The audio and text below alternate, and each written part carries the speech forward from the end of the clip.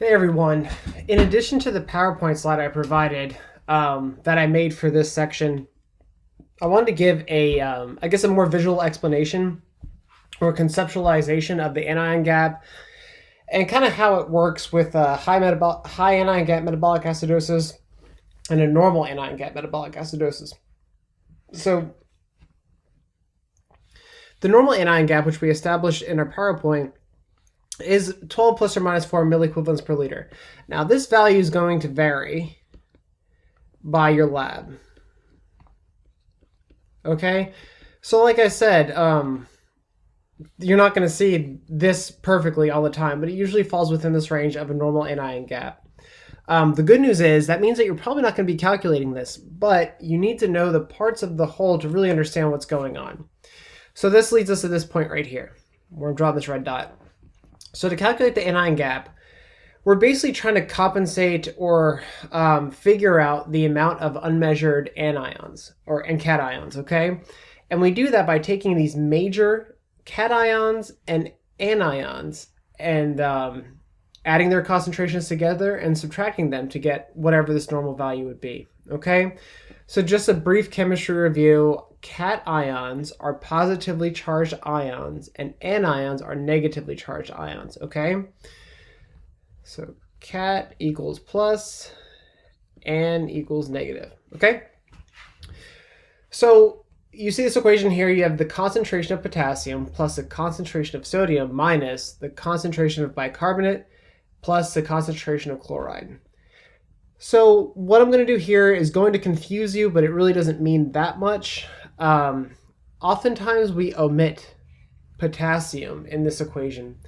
The reason being that if you remember or recall, the extracellular concentration of potassium is fairly low and almost insignificant. There are situations where it would be very important to calculate this, but I think you should leave that up to renal because those are the people who really focus on this aspect of it. Clinically, most of us, physicians included, get by with I would say this relatively abbreviated equation, okay? So you'll get these lab values from your CMP or Chem10, whatever you call them. And usually your computer spits out a value anyway, or whatever your EMR does, okay? So if you notice that this doesn't really represent all of the ions and all the charged particles within our body. So unmeasured cations and anions that exist that we don't usually account for this gap are as follows. So cations, we have magnesium, calcium, and gamma globulins. Okay, there's a few more, but these are the important ones. And the reasons these aren't included in this calculation up here is because, once again, they have a rather insignificant effect on this outcome, okay? Gamma globulins are like your immunoglobulins, okay? Your IgG, IgM, and so on and so forth. So they carry a positive charge, but their effect is very negligible. So that's why we're calling it the anion gap.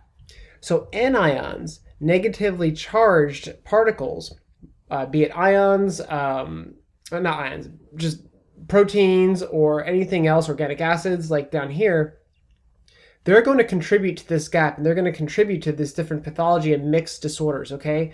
So albumin's a very important one.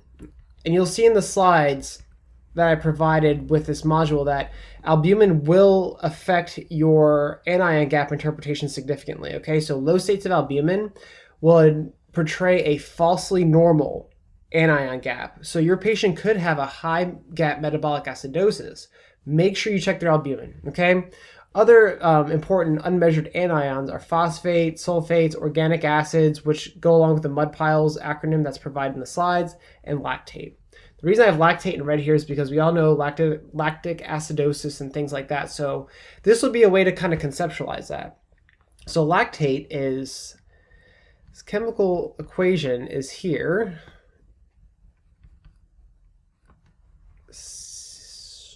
OH, CO2, and then a proton, or hydrogen, okay? In a solution, so you have lactic acid, so this is, we'll do La for lactic acid, okay? Now what we have in our body and what this converts to is lactate. And this isn't the true progression of this chemical reaction, I'm just abbreviating it for this video. So what that does is that you're going to have that hydrogen ion at the end there come off, okay? Oop, CO2, and then plus that hydrogen ion. So this proton here. So this is what causes the acidity. Also, this is what causes derangements in this anion gap and what we usually see. So in a state of, well, let's just skip to this diagram over here. This will clear it up. So I'm going to put my cations that we account for in our equation, and this is where I said I was going to confuse you. I'm going to include potassium here just because sodium looks lonely in this big box, okay? Just leave it at that. So we're going to have our sodium and potassium over here. We're going to have our bicarb. Let's put it up here. Okay, and then our chloride down here. So what is this box? Well, these are our unmeasured anions. Okay? So in this state, we're okay. Let's say we have a normal anion gap. So we're 12 plus or minus 4 milliequivalents per liter here. What happens in these organic acids and like a lactic acidosis, you see this proton that comes off here? Well, that needs to be buffered. Okay, so when you have an increased concentration of lactate or lactic acid converted to lactate in your blood, we need to buffer this. So what buffers that? Well, bicarb. Okay, so the reaction would look like this. So we'll have our bicarb plus that proton. Do H2CO3, our catalyst, Ca. Okay, and then we're going to get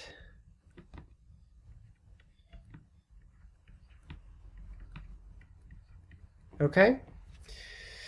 So that's how the buffer goes. So it's not H2, it's H plus. So when we have an excess of this, our bicarb concentration is going to go down. And if our chloride concentration doesn't change, well, this starts taking up more room. And this is increasing, or decreasing, okay, in proportion to this. Hence, we have this is just an example, a high gap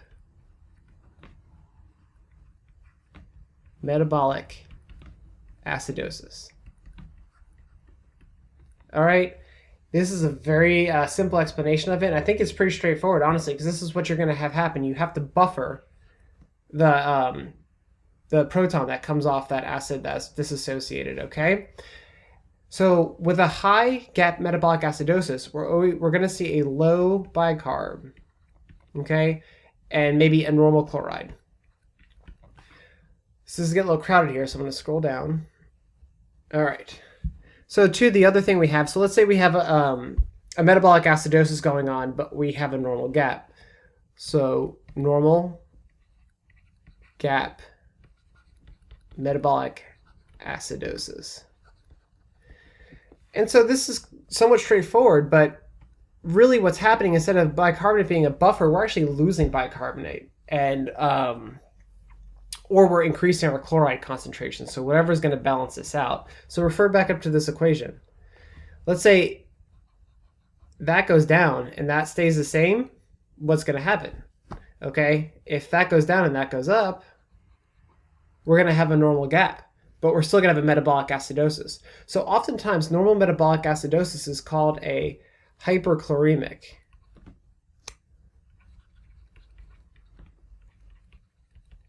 acidosis.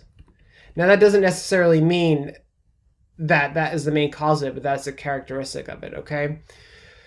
So you could have a loss of bicarb, be it in the kidneys or whatever, or you will have an increase in chloride concentration, which could be seen in aggressive fluid resuscitation, okay?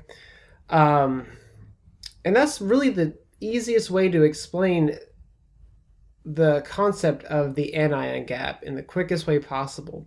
So just remember, if we have an increase in organic acids or lactate or things like that, bicarbonate is going to be the main buffer. The bicarbonate is going to be converted into water and CO2. It's going to be breathed out by the lungs, okay? And then that's going to take up most of our bicarb and our concentration, increasing the gap. So bicarb will go down. You can also lose bicarbonate with renal failure, and then increases in chloride, Okay, really easy. My PowerPoint slide is a very good short explanation of this all as well, but I thought a visual would help. All right, let me know if you have any questions.